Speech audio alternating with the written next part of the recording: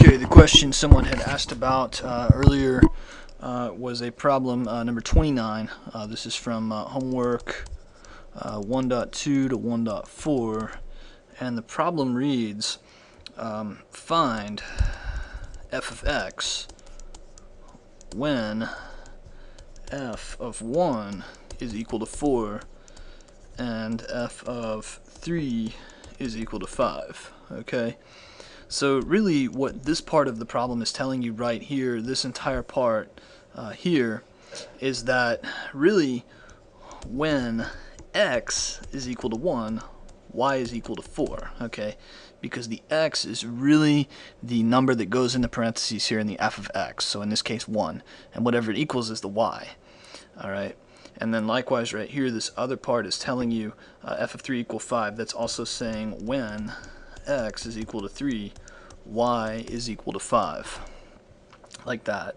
Okay, now what they're looking for is something of the form f of x equals mx plus b, like that. Except, we can think of this f of x as really being y equals mx plus b. So it becomes a problem that tells us that we need to find m and we need to find b, whatever those equal, in order to get our answer. Okay.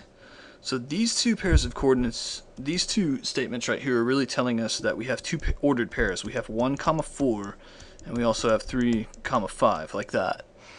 Okay.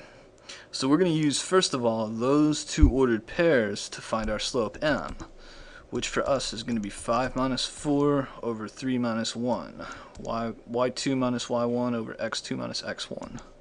5 minus 4 is going to be 1, 3 minus 1 is going to be 2, so at least now we know what m is equal to. We've got our slope of 1/2. So I've got y is equal to 1/2 x plus b, and I'm still not sure what b is. I've got to try and solve for that. Okay, I can use either pair that I have, either pair of coordinates that were given to me, either the 1, 4, or I can use the 3, 5.